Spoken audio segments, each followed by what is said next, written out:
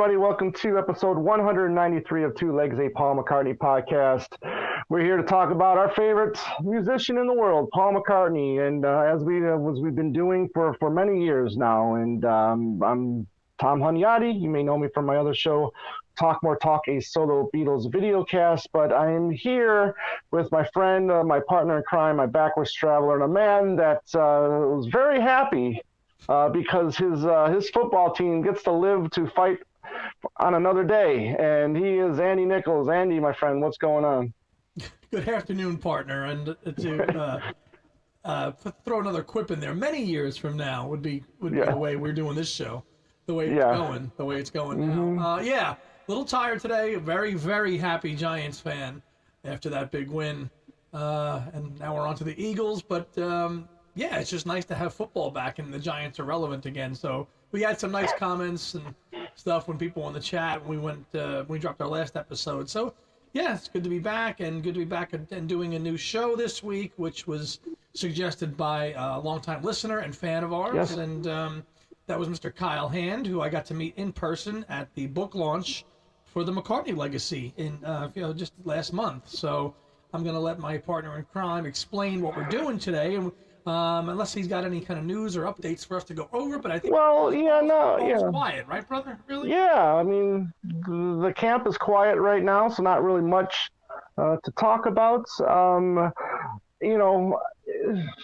I've been slowly, I wouldn't say stop buying McCartney stuff, because I'm always buying McCartney stuff, but I'm now, because you know how much into the 40 pitcher sleeve 45s that I've been in. Oh yeah. So I've been kind of transitioning into getting the other threes, the 45s from the other three camps as well.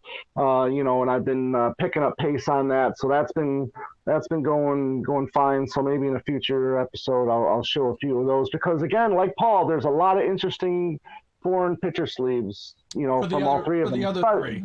Yeah, especially in the 70s. And I was going to ask you, like, obviously in the 70s, it's where we kind of saw the other markets have the different artwork, because after the 70s and the 80s, everything was kind of streamlined, right? And we knew that pretty much the same shot. Yeah. Is it the same? Is this the same for Ringo, George, and obviously John only goes up to 1980? But yeah. Right. Yeah. I mean, as I get to get more of them, and there's a great website too from the A is for Apple book, the AppCorp guys. They got a website out there that has all the Apple related 45s. Right. The labels, the picture sleeves, so you can see there, all the different, shots from each country. When you go into the 80s, again, I'm not that far yet to really see, if they compare like the Paul ones do from the 80s. But yeah, I mean, it's been interesting. It's been a lot of fun, and finding them quick. So, obviously you try to get the cheaper ones first, and then, you are the expert eBay bidder and watcher. Oh, it's been a lot of fun. You've got it down to a science, man. So I'm getting there. I love how you do that. You're good at it.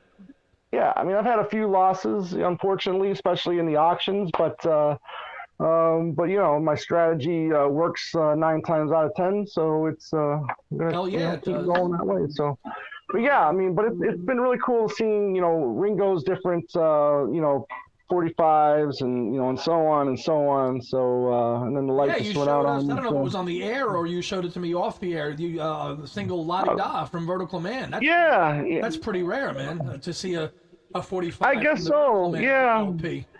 There was a Liverpool 8 45 too. That I had no clue on it, but it was like $67. That was a little bit more than what I wanted to spend. Yeah. But one that I really good song though. Yeah. One that I really do like. This is I believe this was the Mexican EP for Buku's Blues. Buku Blues. So it's EP. So what are the tracks on there, brother? Well, you got Buku's Blues and Love Don't Last Long on one side, and then on the other you've got Coochie Coochie, which is the B-side, which was pretty much the B-side everywhere, I believe. And that's the standard Parlophone label, right? Yes, that's the Parlophone, yeah. So here's a pretty cool It Don't Come Easy. What kind is that? Is that Holland? Belgium or something like that. Yeah. Tell You you know, I what, keep telling myself. Go ahead. No, go ahead. No, I just said I keep telling myself I'm going to also, put a label of what country they come from, and I just keep forgetting to do that. Power to the people for Lennon. I like That's a this rare one. I think one. this is Yeah. from France. This has one of my favorite Yoko songs on there. "Open Your Box" is the B-side. So there's a lot of fun ones out there. I must say, going through the McCartney singles box set like we have, which neither Yeah. of us are still done with yet, but we're getting there. It's We're just like getting close. we're getting closer. Although we both passed, we listened to that one too. Yes. It's interesting to see that a lot of the really cool covers end up coming from like countries like Belgium and Germany. Yes. And stuff Yes. like France. that. France. Except the Italians have a lot of cool. Germany is in particular seems to have like a nice, hold on what they do and choice No, of absolutely. design. So that's cool. You're kind of taking your 45 collecting into another realm, which is cool. Right. Yeah. It's been a lot of fun. So, Housekeeping real quick. I want to just say a quick thank you to Tom Brennan. Tom Brennan just today, actually, when we were recording, shared with me, we were talking about the McCartney legacy, and he's actually found another difference with that live version of Coming Up. Right. That's not the same. Right, It's missing horns at the end now.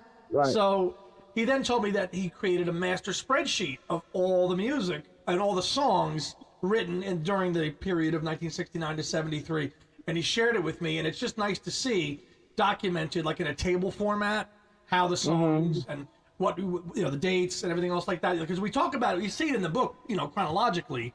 Paul does a song, comes back to it, so it's like obviously I Lie Around, it comes out, but to see it in a spreadsheet like this, to see when it was initially started, when it was revisited, and when it was released is pretty cool. So thank you, Tom Brennan, for that, sharing that as well, and the little nugget about the Coming Up oddity. Did you go back and listen to that yet, Tom? No, not yet. I mean, as we get closer to the point where we're going to record an episode, I mean, I definitely plan on going back and listening to that, and then, definitely going through and looking at the labels, seeing if there's any differences in the labels or whatnot. So go ahead. That brings up another good point. Another shout out to Beatley Tone. He dropped a new video about the reissue, the credits for Once Upon a Long Ago. And why is George Martin listed on there? Was he the producer, or is he the strings? So there's kind of another mystery out there, because we've always known that Once Upon a Long Ago was a Bill Ramone produced and weird song. Right. So. Yeah, and we can talk more about that when we actually do that video. But it's very interesting. I mean, Paul. We know McCartney can hold a grudge. I don't know if there was any kind of fallout between the two. So that would make him want to just say, just leave his name off there, or any kind of royalties that would have to be paid to him. Or his family or whatnot, because he's passed. I think Bill Ramone has passed on, right? Yes. So all that dynamics, all of that stuff that factors into putting the set together. It's really interesting, and we talked to Luca a little bit about that, but he was more just on the dates. Yes. Not so much the personnel. Yeah, exactly. So we will be doing a show reviewing the box set.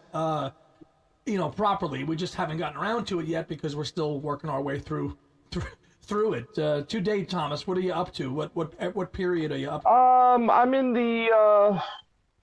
I think I just finished the Dance Tonight single. Yeah. Okay, so today's show, as we said before, if you have any suggestions, please send them in. twolegspodcast@gmail.com. And we're going to take a suggestion today from a friend, like you said earlier, Annie, that you met at the McCartney Legacy launch, Kyle Hand. Now, he did suggest this show to things we said today, and they did do it, but they did it with the Beatle albums. Okay, so we're going to do it with McCartney albums of the 70s, right? So what this is, he calls it the album game. So what we're going to do is we're going to take one song from one album, and we're going to go in chronological order. So we'll take the one song from the McCartney album. What song would it fit on Ram? And then go backwards. What song from Ram would fit on McCartney, and so on and so on and so on. So you guys are more than welcome to play along. Please leave your picks in the comment section. But it's kind of interesting. Very interesting, different kind of game. It took me a couple of minutes to kind of get my head around it, and then Kyle so nicely sent us an email with even a diagram on how to do it. Right.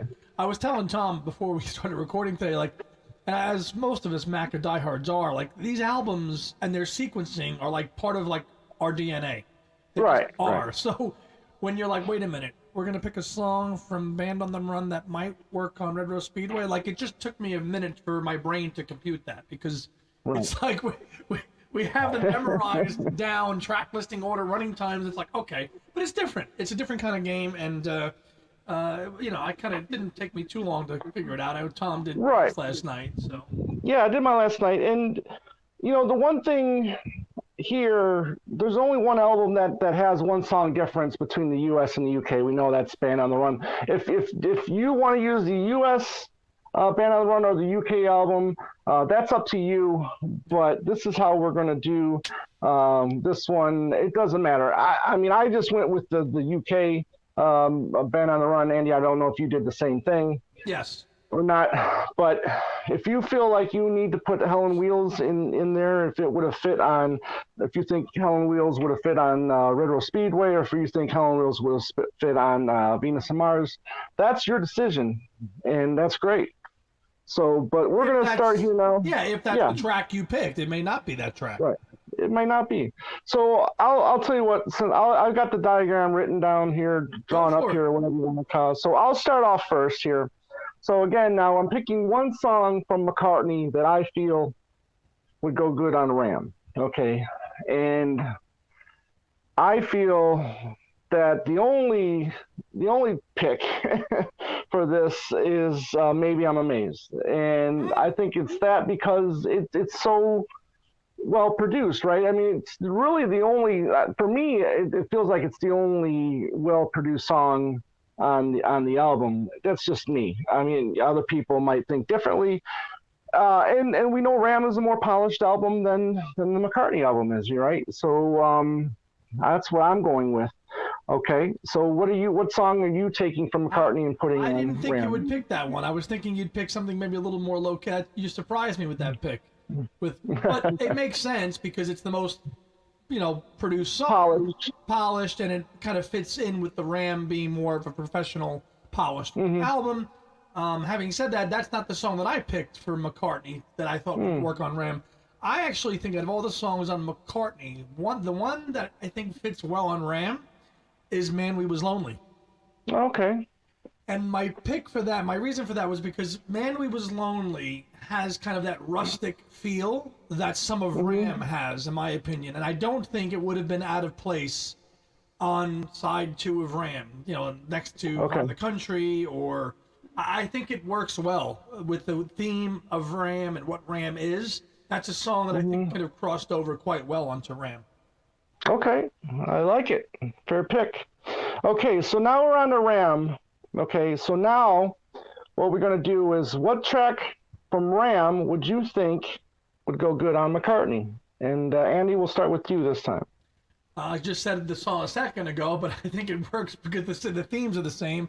I'm going to go with Heart of the Country going on McCartney.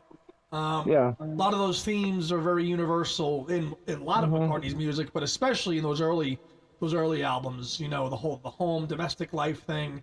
And I think Heart of the Country would have been easily slotted anywhere on McCartney, in my opinion. Okay. All right.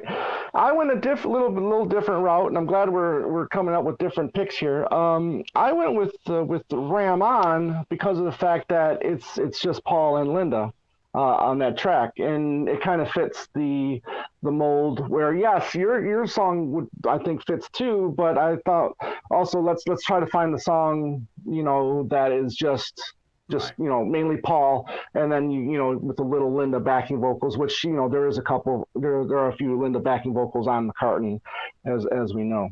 So, all right, next up, now what song from Ram do we think will fit on Wildlife? And I'll start with that one. And for me, the only song that doesn't feel like it belongs on Ram, in my opinion, and I think it fits on it would fit on Wildlife just because it just doesn't sound as polished, and that's Eat at Home.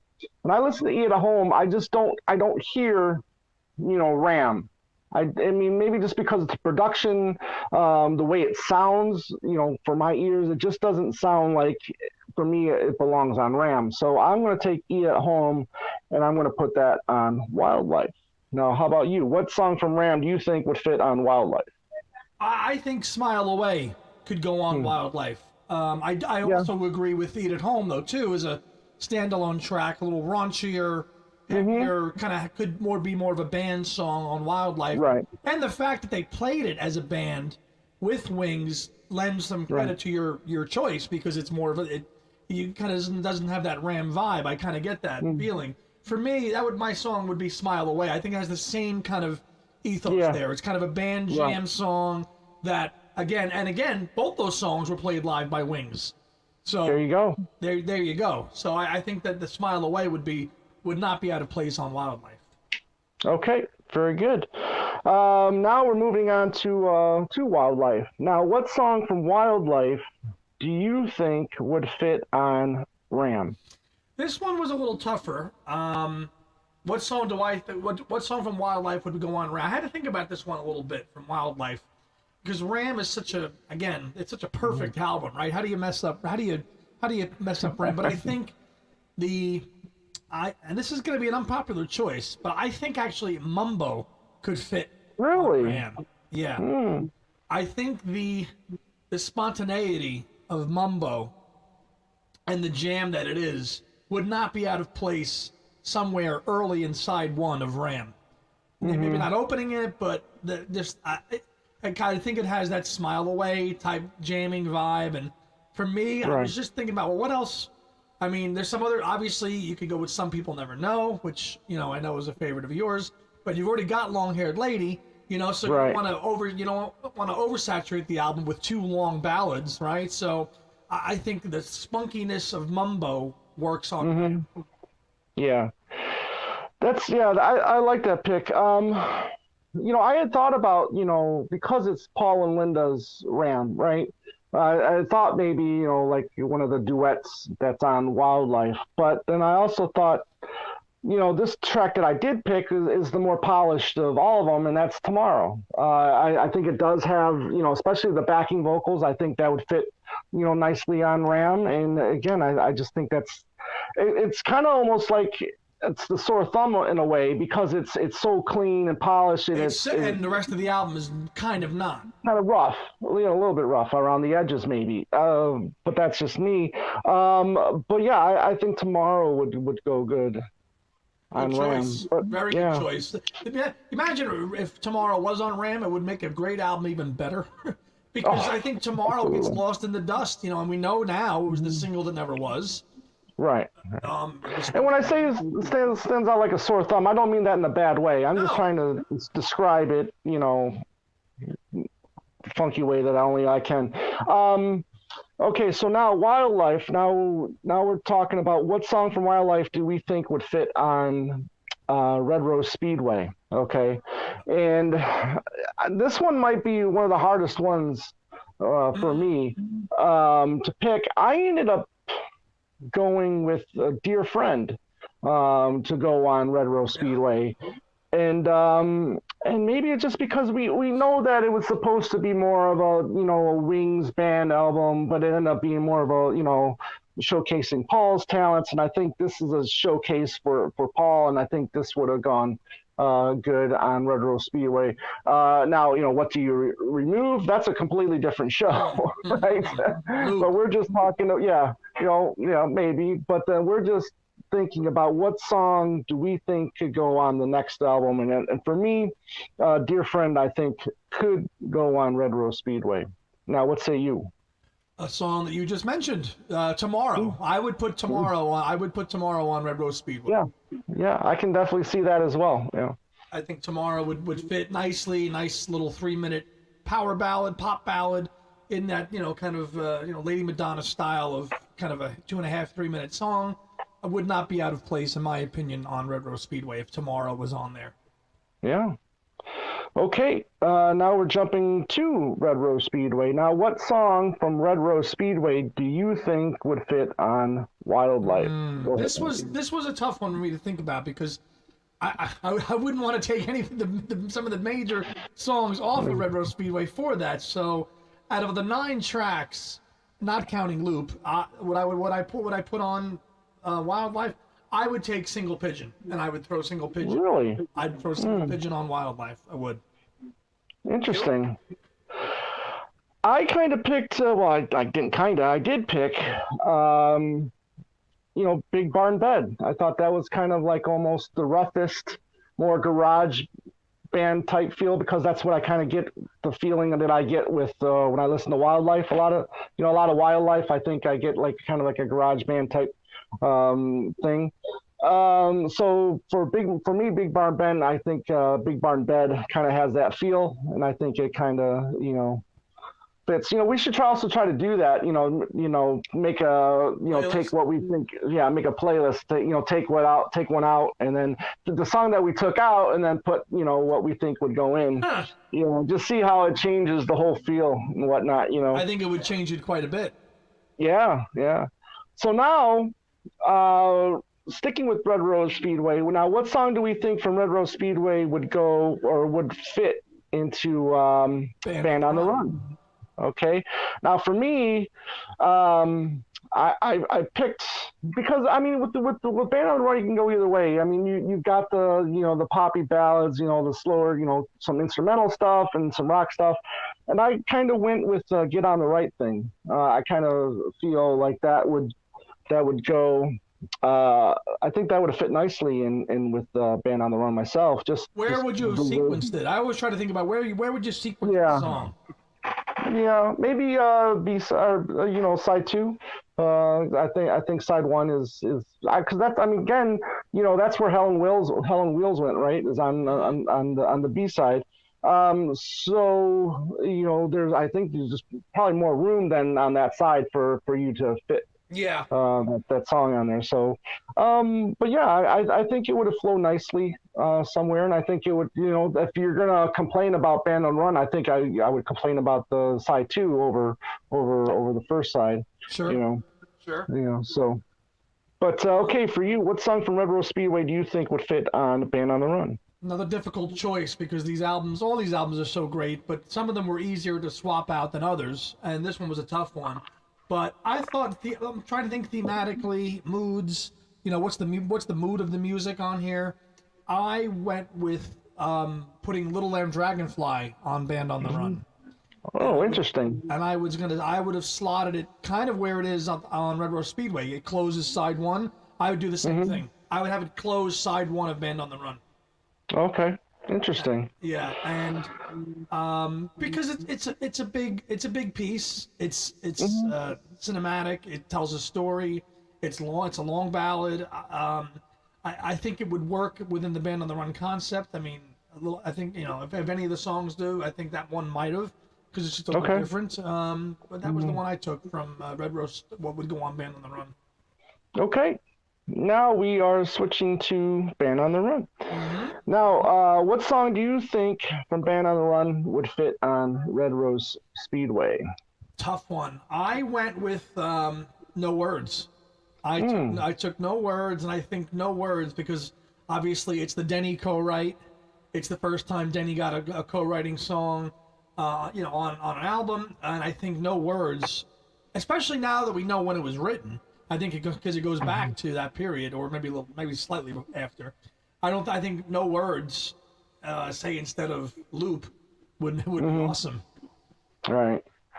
What'd you got? I went with Bluebird on Red Rose Speedway. Because Red Rose Speedway is again like a lot of almost all Paul albums. It varies in genres, and I think the Bluebird would fit that perspective, and maybe put it on side 2 because I love the first side so much. But then again, what do you take out of there? But I like that feel because mixing it in with maybe like a single pigeon, then with the loop, and then with maybe the medley.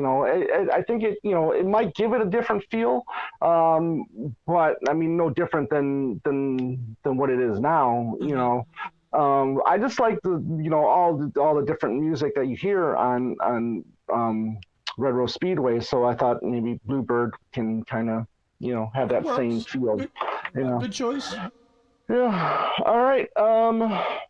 Now, what song from Band on the Run do you think would fit on Venus and Mars? I think 1985 works well on Venus and Mars because of again, thematic. Venus and Mars is a thematic album, and you could find someplace on Venus and Mars to throw 1985. And I would cut obviously the Band on the Run coda, which you hear at the end of it, which links the album. I'm saying cut that and then throw that on there somewhere towards the end of Venus and Mars. Somewhere I would throw it in there because it's such an epic track, and that could have been a song from a movie, 1985. Yeah. It's that good. Oh, absolutely. Yeah. I don't think it would have been out of place on Venus and Mars personally. How about you? Yeah. Venus and Mars is such a guitar driven record for me that I ended up going with Let Me Roll It on there. Obviously, they did a great job with it, on the rock show. But I just can see, obviously we have seen Jimmy do it, right? But that has a Jimmy feel to it for me. So even though I've always said, even though I've always felt like it's missing an actual guitar solo on there, that probably Jimmy probably could have, lend his talents to, but yeah, Let Me Roll It. I've always felt would go nicely onto Venus. Well, the only thing they really added to that live, any different than the studio, was the ending bit. That was it. That was the only deviation that you got on that. But I could see that choice going on there between or you swap out Medicine Jar and throw that in or something. That's a very good pick. Yeah. All right. Venus and Mars. Now, what song from Venus and Mars do you feel would go on Band on the Run? And I'll go first this time. Yeah, you go first. Yeah, I'll go first. And then, when I think of Band on the Run, I think of fun songs. I think of, story songs, right? So I'm going with Magneto and Titanium Man for that. I like the story. I've always, loved the song. It's fun. It's got a fun story to it, and kind of Band on the Run feel, in my opinion. Very good. Very good. I could see. How about you? It tells a story. I'm going to go with Letting Go. No? Okay. I would put Letting Go. I got a lot of these songs. It's weird that you just made that point. Like the later version of Wings ended up doing these songs live, so it kind of gives you if they were on these songs, what would it sound like? If those guys were part of Jimmy and Joe English were part of those, so it kind of gives you the idea of what it sounds like, obviously live. But I think Letting Go on Band on the Run would be again maybe ending side one. Swapping out Let Me Roll It and throw Letting Go on there would be cool. Right. Yeah, cool. All right, so now what song from Venus and Mars do you think would go on Speed of Sound? That one was pretty easy for me. Because Speed of Sound is such a democratic album, as we know, and everybody took turns with vocals, and Paul was pretty democratic with that album. I would actually take a Paul song. I would take Call Me Back Again. And that's what I would take Call Me Back Again, and I would put that on Speed of Sound. Okay. When I think Speed of Sound, I think it's kind of more of a poppy record, right? I mean, it's not really. I mean, yeah, you have Beware My Love on there, but I mean, the rest, it's not as guitar heavy like a Venus and Mars or even Band on the Run. So I went more poppy, and I went listen to what the man said for Speed of Sound.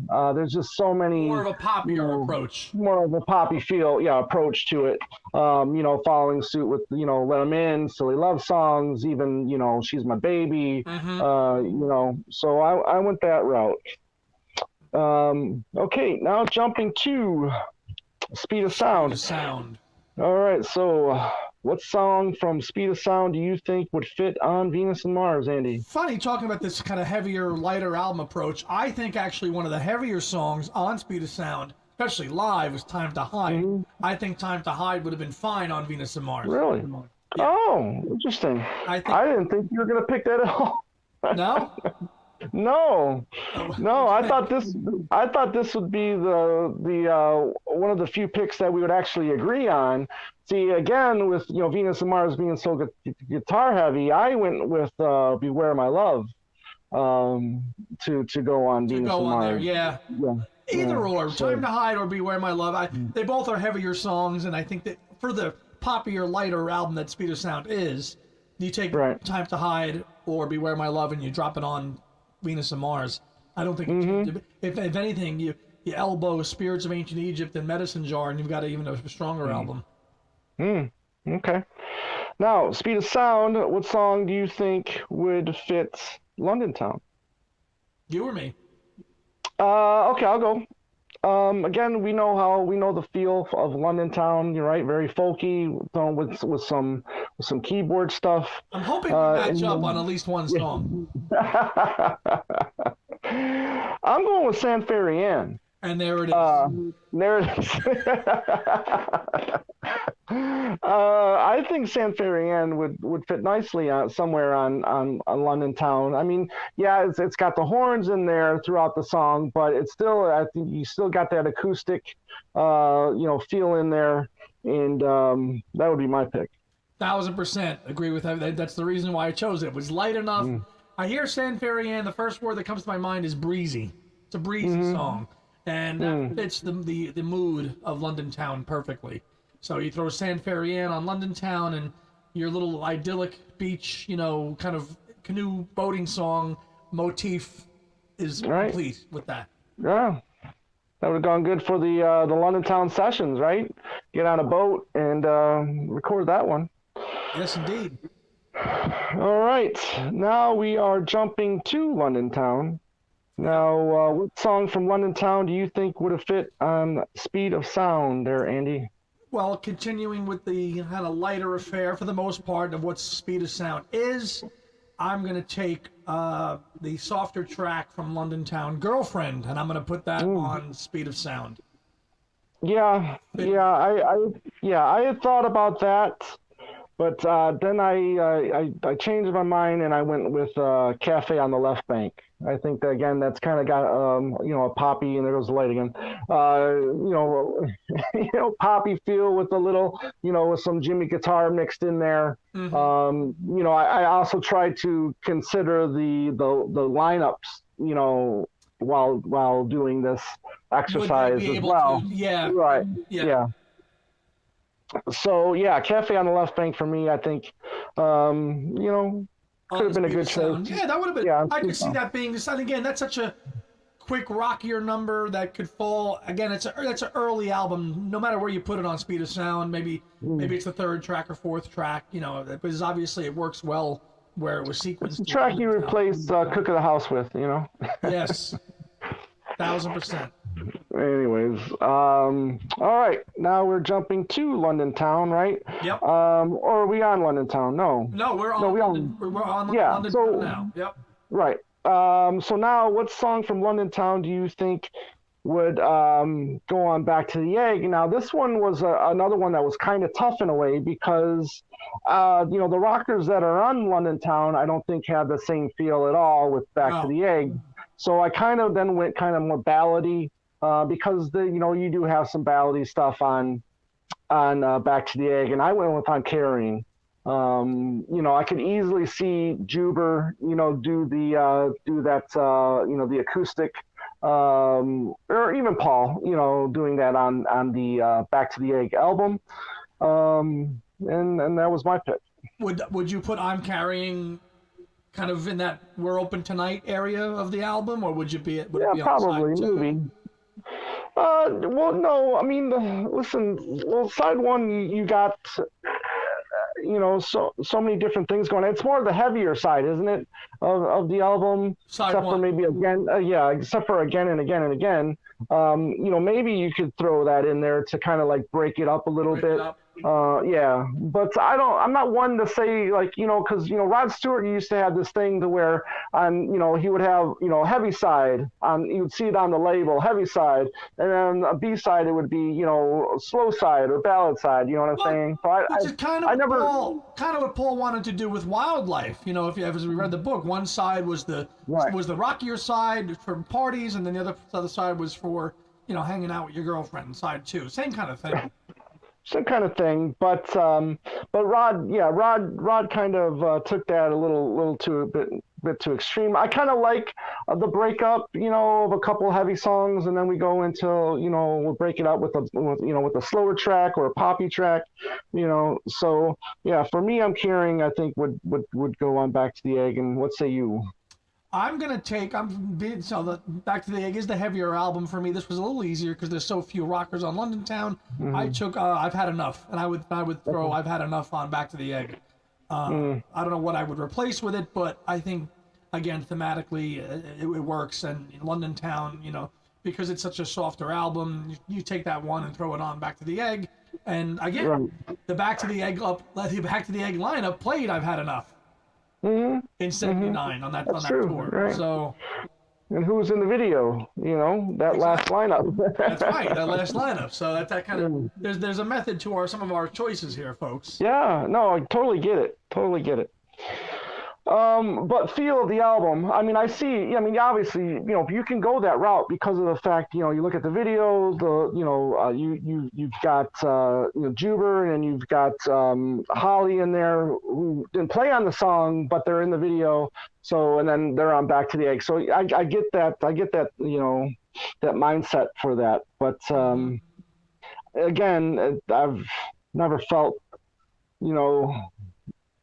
I've Had Enough was like too raw, too strong of a rocker. You mean not necessarily too strong. I just don't think it's more polished than say some of the other rockers on Back to the Egg. But fair enough. Okay, then going to our last album, Back to the Egg. Now, what song from Back to the Egg would you think would go on London Town? And for me, again, you've got the folky side to it, and then you got the kind of like synth side to it. So I'm going to take Arrow Through Me and put it on London Town. Almost picked that one. Good choice. Yeah. It works because I think it works. Arrow Through Me on London Town, again, you wouldn't be able to tell, wouldn't sound out of place on London Town anywhere. No, the synthiness of it, which London Town, obviously, right. London Town and with the luck, yeah, exactly. And I think there's even some synth work on Morris Moose and the Grey Goose. So, but anyway, good choice. I almost picked the same one as you on that one, but I went with a little softer approach, and I went with the medley of Winter Rose and Love Awake, and I would have put it on probably side 2 of London Town. That would have been okay. That's where I would have swapped that out and put that in there. Because you've got After the Ball and Million Miles and After the Ball, and then those two medleys. You could break them up, and if one of them went on London Town, maybe it changes some opinions on that album. Maybe it doesn't, But I think it would have been cool. I don't know what I would have cut out in place of that. Because I love how the album ends with Morris Moose. But obviously because London Town already is a long running LP for 1978. That album is about 50 minutes long, so that's a long album. Then, it is. So something would have to get cut if you're gonna put a track like Arrow Through Me or even Winter Rose, Love Awake on there. Which one? Maybe I cut I've Had Enough, or name and address maybe. Yeah, maybe. Interesting. Yeah, so this was a fun one. So thank you, Kyle, for this suggestion. And we can easily do a part 2 for this, and maybe even a part 3. So we'll consider that. And again, we do take suggestions for show ideas. If you do want to reach out to us again, twolegspodcast@gmail.com, and we'll definitely consider your suggestions. So speaking of shows, for the future, we do have some stuff coming up. We do, like Andy said earlier, we are going to, review the 7-inch single box sets. We are going to be doing an album regarding the missing single from the 80s, which I'm really looking forward to doing with that. And we're also going to, in kind of like the same ideas with the Paul and John relationship show, we're also going to be doing one with Yoko, which I'm sure will be pretty controversial, and bring all the comments that you want, just as long as they're respectful. I have. I really don't care what your thoughts on Yoko are. Again, if they're mean-spirited, I just want you to know they will be deleted ahead of time. Just putting it out there. If you got nothing nice to say, or I should say to you, if you got some hate that you have in your heart for Yoko, just take it somewhere else, because it's not going to be welcome here. And we both understand that she's not everybody's cup of tea. We get that, right, Andy? It took me a while to appreciate Yoko Ono. And the more I learn of her, the more I appreciate her. Listen, I'm not the biggest fan, but I think there's no space or place for any kind of vitriol or comments like that on a podcast about her. I'm not the biggest fan, but I know the history and I respect the history and appreciate it, and we know the dynamics of the relationship between Paul and Yoko pretty well, and we're gonna have Madeline on eventually. Yeah, Madeline Baccaro on there for that show, and she's written a wonderful book about Yoko, the Infinite Universe of Yoko Ono, and look forward to that show. And that's just a few things we've got. Like I think we told you guys last week that we got our shows lined up until April. We do. We have our other crossover offshoot show thing that we're going to do, which did we tell everybody about that yet or not? I can't remember. No, go ahead. So something else that Tom and I are going to do for 2023, and I want to say we touched on this on a show, but maybe we didn't. And if we did, sorry, but we'll tell everybody again in case they missed it. We're going to do a little bit of a crossover show between a couple different podcasters out there in the Beatles community. And we're going to do an offshoot show / series called Stuck Inside These Four Walls. And that's going to be with Tom and myself and Joe, me, Mr. Mayo on YouTube. And our new friend that we've made in the last year who joined our community as well, Beatley Tone. As you know, Beatley Tone is a YouTube channel, and he's been a great asset to our kind of YouTube Beatles community, and we're going to get together and just talk, put together. Tom kind of came up with the whole idea for a show and the topic too, and the title for the show, which I think is great. So we're in the planning stages now of kind of getting that together. And again, what's the format going to be again, Tom? It's 4 hosts bringing up 4 topics for each other. Now, the other thing too that I want to try to incorporate is from time to time, or even every week, get a fan topic in there as well. So again, if there's a topic you think you can suggest that you think might be good for a quick hour-long show, because these are going to be fast question. I mean, we're not spending a lot of time on these topics. There's going to be, I'm going to split out a topic, and the other 3, they've got a certain amount of time to talk about their feelings on said topic, and then we move on to the next host. So, again, we're going to be getting together and kind of getting all on the same page about this, but I'm looking forward to seeing what we can do with this. Yeah, almost like a rapid fire thing, Tom, right? Yes, rapid fire, exactly. Yeah. Yep. So that'll be coming probably in the next coming week. So again, we've got a lot of new content out there coming in 2023, and even if the McCartney camp is quiet for a while, there's always enough for us to talk about, and new show ideas to kick on, and again, Q&A type stuff. If you ever want to email us questions, that we'll do. We've done a Q&A show before. We can do another one too at some point as well. So absolutely. There's never going to be any sort of shortage, of ideas. Not at all. So so we've got the stuff with the Paul and George series that's Tom talked about. Yes, coming with Owen Ling will be back on the show. Yeah. That'll be coming up. I'm sure we'll do another year in review spotlight, with Chip and Mark. And it's never gonna on and on it goes. On and on. Yep. On and on. Yep. So that's going to do it for this episode. So, yeah, a really quick episode. Thank you, Kyle Hand, for the suggestion. If you want to find us, you can find us on Twitter, Facebook, Instagram at Two Legs Podcast. The YouTube channel where hopefully you're watching this at Two Legs, a Paul McCartney podcast. If you're listening to us on all the audio formats, thank you very much. But why don't you come on over, check us out on the YouTube channel. You know, sorry about this. This mic sounds a little muffled. I'm still working on getting a new. Sounds fine. Yes, but oh man, the last 6 years I've been, headsets have just been, I just haven't had the best luck with them. So there's that. Emails twolegspodcast@gmail.com. Andy, my friend, it's good seeing you, and I'm hoping your season ends next week, so we can. I will have some new update for Andy's Music Vault. I do want to get this in real quick. Oh, great! Please.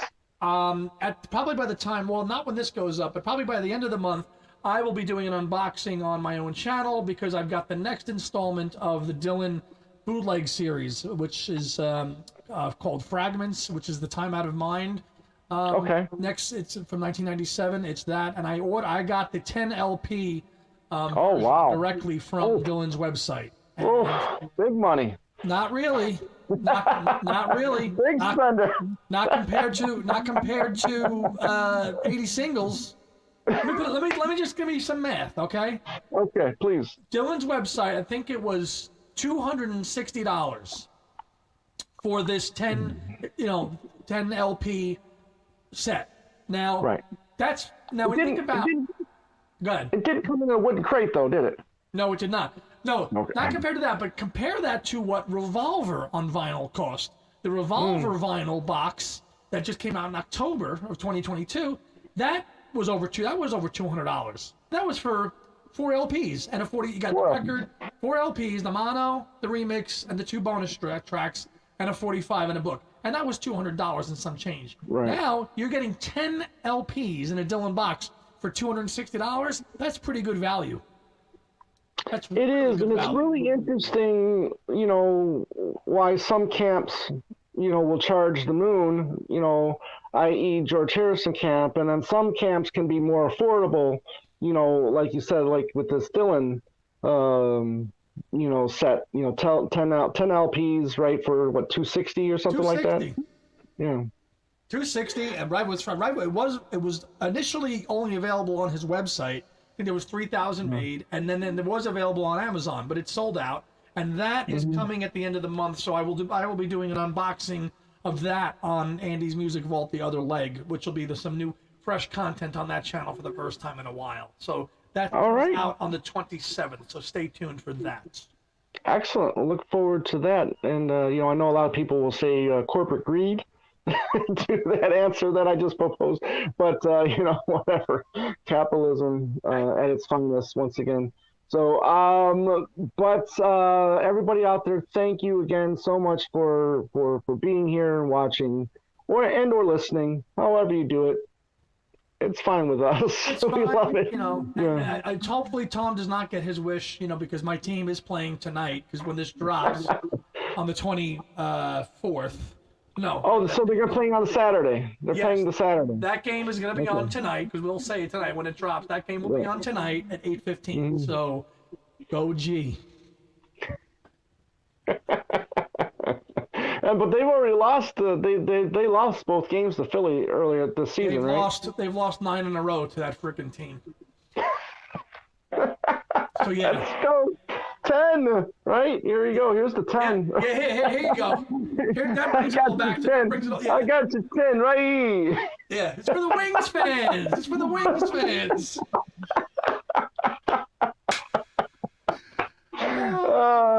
Anyways. Football can't end soon enough. But anyways,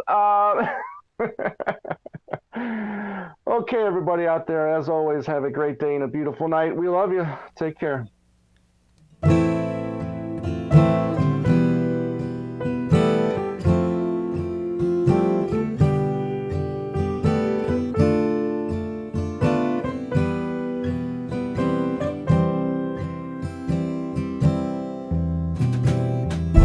listening to Two Legs, a Paul McCartney podcast, hosted by Tom Hunyadi and Andy Nichols, with musical contributions by Dylan